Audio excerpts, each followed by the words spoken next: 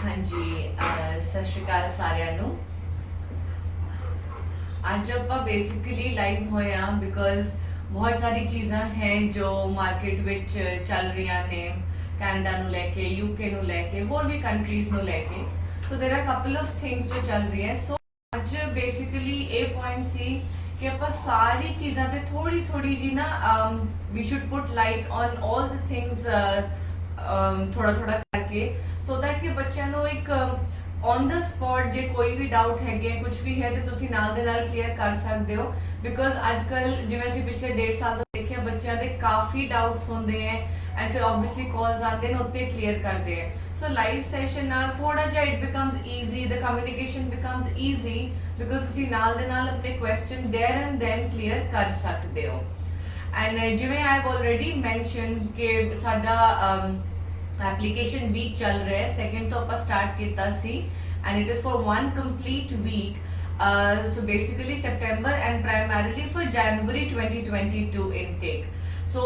Colleges universities Canada UK तुसी बहुत आराम नाल अप्लाई कर सकते हो इस एप्लीकेशन वीक के ड्यूरिंग सो एक एप्लीकेशन वीक स्पैसीफिकली डेडिकेट करने का ये मतलब होंदा है क्योंकि साडी डेडलाइंस के अकॉर्डिंगली असी एप्लीकेशंस प्रोसैस करते हैं सो ए वाला वीक जे आप इस week basically we started application processing for January 2022 intake September intake के बहुत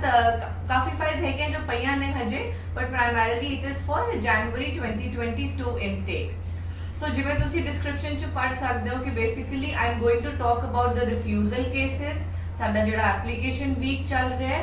एंड एक कंट्री सिलेक्शन अपने प्रोफाइल के हिसाब नाल कंट्री सिलेक्शन जो बहुत इंपॉर्टेंट है and refused cases and country selection ये थोड़ा जा इंटर रिलेटेड जरूर हैगा है बिकॉज ਉਹਦੇ अकॉर्डिंग ही बच्चा अपनी प्रोफाइल के अकॉर्डिंग ही बच्चा अगे बढ़ सकता है यूके जाना है कैनेडा जाना है जे कोई रिफ्यूजल हैगी है so this was just an overview के अगे मैं वीडियो च किवें थोड़े नाल सारी गल करांगी सो जे किसी भी चीज़ ਨੂੰ ਲੈ ਕੇ थोड़े डाउट्स हैगे हैं ਤੁਸੀਂ ਨਾਲ ਨਾਲ कमेंट करके and you can clear your doubts there and then So let me start with my first point which is discussion on refused cases. So जिवें आजकल सारिਆਂ ने देखा होगा कि refusals काफ़ी आ रही हैं बच्चों दियां एंड फिर सारिਆਂ ਨੂੰ लगता है कि जी मेरी फाइल चंगी तरह प्रिपेयर नहीं की गई मैं तो सारे डॉक्यूमेंट्स दिते सी मैं फिर भी रिफ्यूजल आ गया या SOP च कुछ मेंशन नहीं किया होना सो सी इस विच आई वुड से कि 50% बच्चे की गलती है 50% जो फाइल आ रहे हैं थोड़ी क्यों थोड़ी गलती है 50% बच्चे दी क्योंकि जब अपा सब तो पहली चीज है कोर्स सिलेक्शन जो मैं पहले आई थिंक अपनी हर वीडियो च मेंशन कर दिया कि कोर्स सिलेक्शन कितना ज्यादा इंपॉर्टेंट है टुवर्ड्स योर वीजा अप्रूवल सो जब भी अपा एक कोर्स बच्चे नु देने आ सो बहुत चीज़ां होंदियां जो सानू ध्यान रखनियां होंदियां ये नहीं है कि जी बच्चा साडे कोल आया ते बच्चे ने कहा जी मैनू इस प्रोविंस विच इस कॉलेज विच इस कोर्स विच भेज दो बिल्कुल नहीं वो थोड़े कोल क्यों आया है क्योंकि एक गाइडेंस बच्चे नू चाहिदी है ठीक है बच्चे दी चाह एक चीज़ होंदी है बट एक्चुअल बच्चे नू एक करेक्ट राह ते पाना एंड एक इहो जे राह ते जिथे ओदा जिदे तो चल के ओदा वीज़ा अप्रूवल आए that is where our role comes into play so जे मैं एक गल करा जब भी एक बच्चे नु ਆਪਾਂ कोर्स देने आ सब तो इंपॉर्टेंट चीज है ਆਪਾਂ देखते हैं बच्चे ने पीछे पढ़ाई केड़ी कीती है पढ़ाई एक गल होगी दूजी होगी जे कोई वर्क एक्सपीरियंस है बच्चे को से ओ किस फील्ड विच है पढ़ाई तो रेलेवेंट है पढ़ाई तो रेलेवेंट नहीं है सो ये सारी चीज़ां नु ध्यान च रखते हुए असी बच्चे नु अगे ओदा कोर्स देने आ एंड दूजी गल जो बच्चे हुण तो अगे बाहर जान दे उत्सुक ने सो वो की कर सकते हैं एटलीस्ट अपनी प्रोफाइल नु लेके तुसी प्रोफाइल बिल्डिंग थोड़े हथ विच है तुसी ओ कर सकते हो जे तुसी अपनी पढ़ाई कंप्लीट कर ली है एंड तुसी एक वर्क एक्सपीरियंस एक एक्सपीरियंस रियल टाइम एक्सपीरियंस चाहते हो ਤੁਹਾਨੂੰ ਇਹ ਚੀਜ਼ ਧਿਆਨ ਰੱਖਣੀ ਬਹੁਤ ਜ਼ਰੂਰੀ ਹੈ ਕਿ ਤੁਹਾਡਾ ਉਹ ਐਕਸਪੀਰੀਅੰਸ ਤੁਹਾਡੀ ਪੜ੍ਹਾਈ ਨਾਲ ਮੈਚ ਕਰਦਾ ਹੋਏ ਤਾਂ ਕਿ ਜਦ ਅੱਗੇ ਅਸੀਂ ਤੁਹਾਡੀ ਫਾਈਲ ਲਾਈਏ ਸੋ ਇੱਕ ਸਾਡਾ ਇੱਕ ਪ੍ਰੋਗਰੈਸ਼ਨ ਬਣਿਆ ਹੋਏ ਐਂਡ ਅਸੀਂ ਤੁਹਾਨੂੰ ਇੱਕ ਤੁਹਾਡੇ ਕੋਰਸ ਜੋ ਵੀ ਅਸੀਂ ਤੁਹਾਨੂੰ ਦਵਾਂਗੇ ਉਹ ਤੁਹਾਡੀ ਪੜ੍ਹਾਈ ਨਾਲ ਰਿਲੇਟਡ ਹੋਏ ਤੁਹਾਡੇ ਵਰਕ ਐਕਸਪੀਰੀਅੰਸ ਨਾਲ ਰਿਲੇਟਡ ਹੋਏ ਐਂਡ ਅਕੋਰਡਿੰਗਲੀ ਅਸੀਂ ਤੁਹਾਨੂੰ ਕੋਰਸ ਦਵਾਂਗੇ ਅਕੈਡਮਿਕਸ ਕਿੰਨਾ ਇੰਪੋਰਟੈਂਟ ਰੋਲ ਪਲੇ ਕਰਦੇ ਆ। ਅਕੈਡਮਿਕਸ ਜਿਵੇਂ ਸਾਰੇ ਹੁੰਦੇ ਕਿ ਜੀ ਮਾਪਿਓ ਕਹਿੰਦੇ ਰਹਿੰਦੇ ਜੀ ਬੱਚਾ ਪੜ੍ਹੇ ਸੋ ਸੀ ਇਸ ਟਾਈਮ ਤੇ ਉਸ ਚੀਜ਼ ਦੀ ਵੈਲਿਊ ਪਤਾ ਲੱਗਦੀ ਹੈ ਬੱਚੇ ਦੇ ਨੰਬਰ। ਸੋ ਇੱਕ ਅਕੈਡਮਿਕਲੀ ਤੁਹਾਡੀ ਪ੍ਰੋਫਾਈਲ ਜੇ ਸਟਰੋਂਗ ਹੋਏਗੀ ਆਟੋਮੈਟਿਕਲੀ ਤੁਹਾਡਾ ਵੀਜ਼ਾ ਅਪਰੂਵਲ ਦਾ ਰੇਟ ਵੱਧਦਾ ਜਾਏਗਾ। ਐਂਡ ਹੋਰ ਜੇ ਆਪਾਂ ਗੱਲ ਕਰੀਏ ਨੈਕਸਟ ਆਪਾਂ ਕੁਇਕਲੀ ਗੱਲ ਕਰਦੇ ਆ ਐਪਲੀਕੇਸ਼ਨ ਵੀਕ ਦੀ। So before I go on the second point ਜੇ ਰਿਫਿਊਜ਼ਲ ਕੇਸਿਸ ਨੂੰ ਲੈ ਕੇ ਕਿਸੇ ਨੂੰ ਵੀ ਕੁਝ ਡਾਊਟ ਹੈ ਯੂ ਕੈਨ ਕਮੈਂਟ ਹੈ ਔਰ ਵੀਡੀਓ ਤੋਂ ਬਾਅਦ ਜਾਂ ਕਦੇ ਵੀ ਤੁਸੀਂ ਸਾਡੀ ਟੀਮ ਨੂੰ ਵੀ ਕਾਲ ਕਰਕੇ ਆਪਣਾ ਰਿਫਿਊਜ਼ਡ ਕੇਸ ਡਿਸਕਸ ਕਰ ਸਕਦੇ ਹੋ। ਐਂਡ ਦੂਜੀ before I go on the second point ਜੇ ਤੁਹਾਡਾ ਕੇਸ ਆਲਰੇਡੀ ਰਿਫਿਊਜ਼ਡ ਹੈ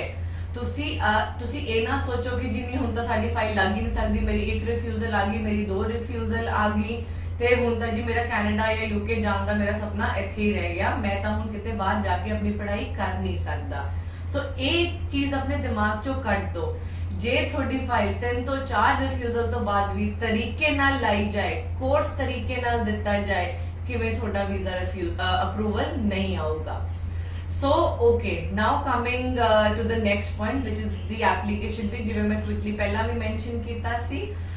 2 ਜੁਲਾਈ ਤੋਂ ਲੈ ਕੇ 7 ਜੁਲਾਈ ਤੱਕ ਸਾਡੀ ਐਪਲੀਕੇਸ਼ਨ ਵੀਕ ਚੱਲ ਰਹੀ ਹੈ ਜਿਹਦੇ ਵਿੱਚ ਤੁਹਾਨੂੰ ਐਪਲੀਕੇਸ਼ਨ ਫੀ ਵੇਵਰ ਵੀ ਮਿਲੇਗਾ ਐਂਡ ਹੋਰ ਵੀ ਕਾਫੀ ਬੈਨੀਫਿਟਸ ਹੈ ਜੋ ਤੁਹਾਨੂੰ ਮਿਲਣਗੇ। ਸੋ ਬੇਸਿਕਲੀ ਜਨਵਰੀ 2022 ਇਨਟੇਕ ਲਈ ਜਿਹੜੇ ਬੱਚੇ ਅਪਲਾਈ ਕਰਨਾ ਚਾਹੁੰਦੇ ਕੈਨੇਡਾ ਹੋ ਗਿਆ ਯੂਕੇ ਹੋ ਗਿਆ ਤੁਸੀਂ ਆਪਣੀ ਪ੍ਰੋਫਾਈਲ ਅਸੈਸ ਕਰਾ ਕੇ ਐਂਡ ਆਪਣੀ processing within this week ਕਰਾ ਸਕਦੇ ਹੋ। of course ਇਸ ਤੋਂ ਬਾਅਦ ਵੀ ਕਰਾ ਸਕਦੇ ਹੋ but there are good number of benefits which basically we are offering to our students। so ਉਹ ਚੀਜ਼ਾਂ ਦੇ benefit ਤੁਸੀਂ ਜ਼ਰੂਰ ਲੈ ਸਕਦੇ ਹੋ ਐਂਡ ਆਪਣੀ offer letter process ਕਰਕੇ ਆਪਣੀ ਵੀਜ਼ਾ ਫਾਈਲਿੰਗ ਅੱਗੇ ਵਧਾ ਸਕਦੇ ਹੋ। and next ਜੇ ਮੈਂ ਗੱਲ ਕਰਾਂ which was my third point country selection। so country selection ਇਹ ਵਾਲੇ point ਤੇ ਕਾਫੀ ਲੰਬੀ ਹੋ ਸਕਦੀ ਹੈ ਡਿਸਕਸ਼ਨ। ਕਿਵੇਂ ਦੇਖੋ ਇੱਕ ਬੱਚਾ ਸਾਡੇ ਕੋਲ ਆਂਦਾ ਹੈ ਜੀ ਮੇਰੇ 1 ਜਾਂ 2 ਮੋਡਿਊਲ ਵਿੱਚ 5 ਜਾਂ 5.5 ਬੈਂਡ ਨੇ ਤੇ ਤੁਸੀਂ ਮੇਰੀ ਪਰ ਮੈਂ ਜਾਣਾ ਚਾਹਨਾ ਕੈਨੇਡਾ। ਸੋ ਇਸ ਟਾਈਮ ਤੇ ਬੱਚਾ ਚਲੋ ਜੀ ਬੱਚੇ ਨੂੰ ਅਸੀਂ ਬਹੁਤ ਸਮਝਾਇਆ ਕਿ 5.5 ਬੈਂਡ ਤੇ ਚਲੋ 1 ਜਾਂ 2 ਇੱਕ ਮੋਡਿਊਲ ਵਿੱਚ ਕਦੇ ਚਲੋ ਫਿਰ ਵੀ ਸਾਡਾ ਅਪਰੂਵਲ ਆ ਸਕਦਾ ਹੈ ਬਟ ਜੇ 2 ਮੋਡਿਊਲ ਚ ਤੁਸੀਂ 5.5 ਬੈਂਡ ਸਾਡੇ ਕੋਲ ਲੈ ਕੇ ਆਏ ਹੋ ਐਂਡ ਤੁਸੀਂ ਕੈਨੇਡਾ ਜਾਣਾ ਚਾਹੁੰਦੇ ਹੋ ਤੇ ਚਲੋ ਜੀ ਬਹੁਤ ਜ਼ਿੱਦ ਕਰਕੇ ਬੱਚੇ ਨੇ ਮਾਪਿਓ ਨਾਲ ਵੀ ਲੜ ਕੇ ਸਾਡੇ ਵੀ ਸਮਝਾਉਣ ਤੋਂ ਬਾਅਦ ਵੀ ਕਹਿੰਦਾ ਨਹੀਂ ਜੀ ਮੈਂ ਤਾਂ ਕੈਨੇਡਾ ਹੀ ਜਾਣਾ ਹੈ ਤੇ ਕੈਨੇਡਾ ਹੀ ਮੇਰੀ ਫਾਈਲ ਲਾਤੀ ਜੀ। ਚਲੋ ਕਈ ਕੇਸ ਨਿਕਲ ਵੀ ਜਾਂਦੇ ਆ ਫਿਰ ਦੂਜਾ ਕੀ ਹੁੰਦਾ ਜੇ ਨਹੀਂ ਨਿਕਲਦੇ ਉਹਨਾਂ ਦਾ ਕੀ ਹੁੰਦਾ ਉਹਨਾਂ ਦੀ ਆਂਦੀ ਹੈ ਰਿਫਿਊਜ਼ਲ ਤੋਂ ਬਾਅਦ ਬੱਚਾ ਆਂਦਾ ਹੈ ਜੀ ਮੈਂ ਤੁਹਾਡੀ ਗੱਲ ਸੁਣ ਲੈਂਦਾ ਤੇ ਅੱਜ ਮੈਂ ਠੀਕ ਰਹਿੰਦਾ ਰਿਫਿਊਜ਼ਲ ਨਾ ਲੈਂਦਾ। ਸੋ ਇਹਦੇ 2 ਆਊਟਕਮ ਹੋ ਸਕਦੇ ਆ ਜਾਂ ਤਾਂ ਤੁਸੀਂ ਆਪਣਾ ਆਇਲਸ ਰਿਪੀਟ ਕਰੋ ਇੰਪਰੂਵ ਯੋਰ ਪ੍ਰੋਫਾਈਲ ਜੇ ਤੁਸੀਂ ਕੈਨੇਡਾ ਜਾਣਾ ਚਾਹੁੰਦੇ ਹੋ। ਦੂਜੀ ਗੱਲ ਆਂਦੀ ਹੈ ਐਸੇ ਪ੍ਰੋਫਾਈਲ ਤੇ ਤੁਸੀਂ ਹੋਰ ਕਿਹੜੀ ਕੰਟਰੀ ਜਾ ਸਕਦੇ ਹੋ ਅ ਗੁੱਡ ਕੰਟਰੀ ਜਿੱਥੇ ਤੁਹਾਡਾ ਫਿਊਚਰ ਸਿਕਿਉਰ ਹੈ not any random country I'm talking about। so ਅੱਜ ਦੀ ਡਿਸਕਸ਼ਨ ਬੇਸਿਕਲੀ ਸਿਰਫ 2 ਕੰਟਰੀਜ਼ ਨੂੰ ਲੈ ਕੇ ਇੱਕ ਕੈਨੇਡਾ ਨੂੰ ਲੈ ਕੇ ਤੇ ਦੂਜੀ ਸਾਡੀ ਯੂਕੇ ਨੂੰ ਲੈ ਕੇ। ਸੋ ਜੇ ਤੁਸੀਂ 2 ਮੋਡਿਊਲ ਵਿੱਚ 5.5 ਬੈਂਡ ਲੈ ਕੇ ਆਏ ਹੋ ਕੈਨੇਡਾ ਤੋਂ ਰਿਫਿਊਜ਼ਲ ਹੋ ਗਿਆ ਤੇ ਬੱਚਾ ਹੁਣ ਸਮਝ ਰਿਹਾ ਕਿ ਨਹੀਂ ਮੈਂ ਹੁਣ ਕੈਨੇਡਾ ਨਾ ਜਾ ਕੇ ਹੋਰ ਕਿੱਥੇ ਮੈਂ ਆਪਣੀ ਫਾਈਲ ਲਾ ਸਕਦਾ UK is the option for you. UK ਸੀ ਇਹ ਨਹੀਂ ਹੈ ਕਿ ਕੈਨੇਡਾ ਤੋਂ ਥੱਲੇ ਹੈ ਯੂਕੇ ਨਾਟ ਐਟ ਆਲ। ਇਹ 2 ਕੰਟਰੀਜ਼ ਇਹੋ ਜਿਹੀਆਂ ਵਿਚ are not comparable. See the study ਜਿਹੜਾ ਸਟੱਡੀ ਦਾ ਸਿਸਟਮ ਹੈ ਉਹ ਡਿਫਰੈਂਟ ਹੈ ਸੋ ਪੈਰਾਮੀਟਰਸ ਡਿਫਰੈਂਟ ਹੈ। ਕੈਨੇਡਾ ਕਿੰਨੀ ਦੇਰ ਦਾ ਚੱਲ ਰਿਹਾ ਹੈ ਯੂਕੇ ਹੁਣੇ ਰੀਸੈਂਟਲੀ ਤਾਂ ਨਹੀਂ ਕੈਨੇਡਾ ਤੋਂ ਤਾਂ ਰੀਸੈਂਟਲੀ ਹੀ ਸਟਾਰਟ ਹੋਇਆ ਹੈ। ਸੋ ਬਹੁਤ ਸਾਰੇ ਇਹੋ ਜਿਹੇ ਫੈਕਟਰਸ ਹੈ ਜੋ ਯੂਕੇ ਥੋੜਾ ਜਿਹਾ ਸਾਨੂੰ ਲੀਨੀਅੰਸੀ ਦਿੰਦਾ ਹੈ ਸਟੂਡੈਂਟ ਵੀਜ਼ਾ ਦੇ ਕੇਸ ਵਿੱਚ ਜੋ on the other hand Canada ਸਾਨੂੰ ਨਹੀਂ ਦਿੰਦਾ। ਸੋ ਇਸ ਕਰਕੇ ਜੇ ਤੁਹਾਡੇ 2 ਮੋਡਿਊਲ ਵਿੱਚ 5.5 ਬੈਂਡ ਹੈ ਐਂਡ ਤੁਹਾਡੀ ਰਿਫਿਊਜ਼ਲ ਵੀ ਆ ਗਈ ਹੈ ਜਾਂ ਰਿਫਿਊਜ਼ਲ ਚਲੋ ਨਹੀਂ ਵੀ ਆਈ ਪਰ ਤੁਸੀਂ ਆਪਣੇ ਘਰਦਿਆਂ ਦੀ ਗੱਲ ਸੁਣ ਕੇ ਆਪਣੇ ਏਜੰਟ ਦੀ ਗੱਲ ਸੁਣ ਕੇ ਧਿਆਨ ਨਾਲ ਵੀਜ਼ਾ ਅਪਰੂਵਲ ਦੇ ਹਿਸਾਬ ਨਾਲ ਜੇ ਕੰਟਰੀ ਸਿਲੈਕਟ ਕਰਨਾ ਚਾਹੁੰਦੇ ਹੋ ਤੇ ਇਸ ਕੇਸ ਵਿੱਚ ਸਾਡੀ ਕੰਟਰੀ ਬਣਦੀ ਹੈ ਯੂਕੇ। ਸੋ ਪ੍ਰੋਫਾਈਲ ਅਸੈਸਮੈਂਟ ਬਹੁਤ ਜ਼ਰੂਰੀ ਹੈ ਸਾਡੀ ਕੰਟਰੀ ਸਿਲੈਕਸ਼ਨ ਲਈ। ਆਫ ਕੋਰਸ 90% ਬੱਚੇ ਇਹੋ ਜਿਹੇ ਹੀ ਹੁੰਦੇ ਆ ਜੋ ਲੈ ਕੇ ਆਉਂਦੇ ਆ ਆਪਣੇ ਮਾਈਂਡ ਪੂਰਾ ਬਣਾ ਕੇ ਆਉਂਦੇ ਆ ਜੀ ਅਸੀਂ ਤਾਂ ਕੈਨੇਡਾ ਲਈ ਹੀ ਫਾਈਲ ਲਾਣੀ ਅਸੀਂ ਤਾਂ ਯੂਕੇ ਲਈ ਹੀ ਫਾਈਲ ਲਾਣੀ ਹੈ। ਸੋ ਜ਼ਰੂਰ ਲਾਓ ਜੋ ਤੁਹਾਡੀ ਕੰਟਰੀ ਪ੍ਰੈਫਰੈਂਸ ਹੈ ਉਹਦੇ ਹਿਸਾਬ ਨਾਲ ਪਰ ਆਪਣੀ ਪ੍ਰੋਫਾਈਲ ਨੂੰ ਸਟਰੋਂਗ ਵੀ ਰੱਖੋ। ਜੇ ਤੁਸੀਂ ਕੈਨੇਡਾ ਜਾਣਾ ਚਾਹੁੰਦੇ ਹੋ ਤੇ ਕੈਨੇਡਾ ਦੇ ਹਿਸਾਬ ਨਾਲ ਆਪਣੀ ਪ੍ਰੋਫਾਈਲ ਨੂੰ ਸਟਰੋਂਗ ਵੀ ਰੱਖੋ। ਜੇ ਯੂਕੇ ਜਾਣਾ ਚਾਹੁੰਦੇ ਹੋ ਤੇ ਯੂਕੇ ਦੇ ਹਿਸਾਬ ਨਾਲ ਆਪਣੀ ਪ੍ਰੋਫਾਈਲ ਸਿਲੈਕਸ਼ਨ ਕਰੋ। ਸੋ ਇਹ ਚੀਜ਼ ਬਹੁਤ ਇੰਪੋਰਟੈਂਟ ਹੈ। ਐਂਡ ਕੈਨੇਡਾ ਦੀ ਮੈਂ ਵਿੱਚ ਗੱਲ ਹੋਰ ਪੁਆਇੰਟਸ ਨੂੰ ਲੈ ਕੇ ਵੀ ਕਰਦੀ ਰਵਾਂਗੀ। ਕੈਨੇਡਾ ਦੇ ਜਿਵੇਂ ਆਪਾਂ ਰਿਫਿਊਜ਼ਲ ਦੀ ਗੱਲ ਵਿੱਚ ਛੇੜੀ ਸੀ, ਸੋ ਦੇਖੋ ਵੈਸੇ ਕੈਨੇਡਾ ਕਹਿੰਦਾ ਹੈ ਕਿ ਜੀ ਸਾਡੇ 5.5 ਬੈਂਡ ਤੇ ਅਸੀਂ ਆਫਰ ਲੈਟਰ ਵੀ ਦਿੰਦੇ ਆ, ਵੀਜ਼ਾ ਅਪਰੂਵਲ ਵੀ ਆਉਂਦਾ ਹੈ। ਪਰ ਜੇ ਆਪਾਂ ਇੱਕ ਕਾਮਨ ਸੈਂਸ ਦੇ ਉਹਦੇ ਨਾਲ ਸੋਚੀਏ ਕਿ ਉਹਨਾਂ ਕੋਲ 100 ਫਾਈਲਾਂ ਪਈਆਂ 6 ਈਚ ਬੈਂਡ ਵਾਲੀਆਂ ਤੇ 200 ਫਾਈਲਾਂ ਪਈਆਂ ਹੈ 5.5 ਬੈਂਡ ਵਾਲੀਆਂ, ਉਹ 100 ਫਾਈਲਾਂ ਨੂੰ ਅਪਰੂਵਲ ਦੇਣਗੇ ਕਿ ਇਹਨਾਂ ਚੋਂ 100 ਫਾਈਲਾਂ ਨੂੰ ਅਪਰੂਵਲ ਦੇਣਗੇ? ਸੋ ਆਬਵੀਅਸਲੀ ਉਹਨਾਂ ਨੂੰ ਵੀ ਪੋਟੈਂਸ਼ੀਅਲ ਗੁੱਡ ਸਟੂਡੈਂਟਸ ਚਾਹੀਦੇ ਆਪਣੀ ਇਕਨੋਮੀ ਨੂੰ ਅੱਗੇ ਵਧਾਉਣ ਲਈ। ਸੋ ਇਸ ਕਰਕੇ ਤੁਸੀਂ ਇਹ ਨਾ ਸੋਚੋ ਕਿ ਜੇ ਸਾਨੂੰ ਕੈਨੇਡਾ ਦਾ ਕੋਈ ਕਾਲਜ ਆਫਰ ਲੈਟਰ ਦੇ ਰਿਹਾ ਹੈ 5.5 ਬੈਂਡ ਦੇ, ਸਾਡਾ ਜੀ ਅਪਰੂਵਲ ਆਇਆ ਹੀ ਆਇਆ। ਸੋ ਇਹ ਗੱਲ ਵੀ ਇੱਥੇ ਸਮਝਣੀ ਬਹੁਤ ਜ਼ਰੂਰੀ ਹੈ ਕਿ ਆਫਰ ਲੈਟਰ ਆਣਾ does not guarantee you a visa. Visa approval ਬਹੁਤ ਚੀਜ਼ਾਂ ਤੇ it is based on a couple of things, your profile, your academics, ਤੁਹਾਡੀ past travel history ਜਾਂ ਤੁਹਾਡੀ immigration basically history ਕੀ ਰਹੀ ਹੈ, ਕੋਈ refusals ਹੈਗੀਆਂ ਨਹੀਂ ਹੈਗੀਆਂ। So couple of things ਸਾਰੀਆਂ ਇਕੱਠੇ ਹੋ ਕੇ they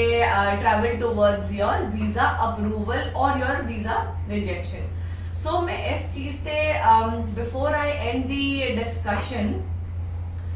मैं क्विकली रैप अप करांगी कि जे रिफ्यूज्ड केस हैगा है थोड़ा पहला अपनी प्रोफाइल असेस कराओ एंड अपनी कंट्री सिलेक्ट करके अकॉर्डिंगली ਆਪਾਂ ਤੁਹਾਡੀ ਫਾਈਲ ਅੱਗੇ ਲੈ ਕੇ ਜਾਵਾਂਗੇ। एंड दूजी ਸਾਡੀ एप्लीकेशन फीस, सो ਤੁਸੀਂ ਇਸ ਚੀਜ਼ ਨੂੰ ਲੈ ਕੇ ਆਪਣੀ ਪ੍ਰੋਫਾਈਲ ਅਸੈਸ ਕਰਾ ਸਕਦੇ ਹੋ ਸਾਡੀ ਟੀਮ ਤੋਂ ਐਂਡ ਅਕੋਰਡਿੰਗਲੀ ਆਪਣੀ ਜੋ ਵੀ ਕਾਲਜ ਯੂਨੀਵਰਸਿਟੀ ਤੁਹਾਡੀ ਪ੍ਰੋਫਾਈਲ ਦੇ ਹਿਸਾਬ ਨਾਲ ਬੈਸਟ ਬੈਠਣਗੇ, ਕੋਰਸ ਬੈਸਟ ਬੈਠੇਗਾ, ਉਹਦੇ ਅਕੋਰਡਿੰਗ ਆਪਾਂ ਤੁਹਾਡੀ ਫਾਈਲ ਅੱਗੇ ਵਧਾਵਾਂਗੇ। And so basically for Canada and UK ਤੁਸੀਂ ਦੋਨਾਂ ਲਈ ਅਪਲਾਈ ਕਰ ਸਕਦੇ ਹੋ ਫॉर जनवरी 2022 ਇਨਟੇਕ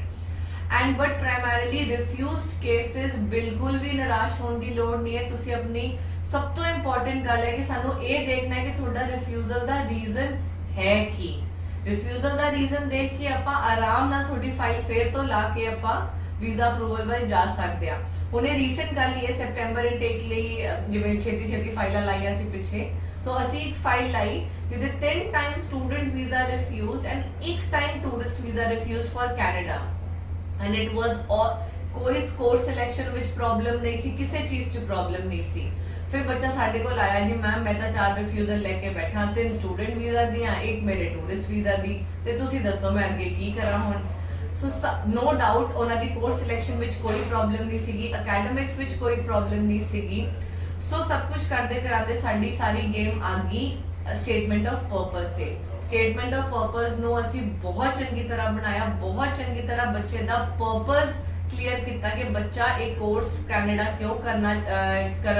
ਜਾਣਾ ਚਾਹੁੰਦਾ ਹੈ ਐਂਡ ਵਾਪਸ ਇੰਡੀਆ ਆ ਕੇ ਉਹਦਾ ਕੀ ਸਕੋਪ ਹੈ। एंड आज वो बच्चे दी वीजा अप्रूवल आ गई, I think just couple of weeks back ही उन्होंने दी अप्रूवल आई सी। Passport stamping of course pending है बिकॉज अजय बंद पे है, तो जिवें पासपोर्ट स्टैंपिंग वापस खुलेगी and of course he can start with stamping process. And so इस सारी conversation now I quickly wrap up refused cases, application week and country selection. ये बहुत इंपॉर्टेंट चीज है सब थोड़ी प्रोफाइल नु लेके ਤੁਸੀਂ ਯੂਕੇ ਨੂੰ ਲੈ ਕੇ ਕੈਨੇਡਾ ਨੂੰ ਲੈ ਕੇ ਆਪਣੀ ਪ੍ਰੋਫਾਈਲ ਅਸੈਸ ਕਰਾਓ ਐਂਡ ਆਫ ਕੋਰਸ ਆਪਣਾ ਅੱਗੇ ਕੈਨੇਡਾ ਜਾਂ ਯੂਕੇ ਜਾ ਕੇ ਪੜ੍ਹਨ ਦਾ ਸੁਪਨਾ ਪੂਰਾ ਕਰੋ। Thank you.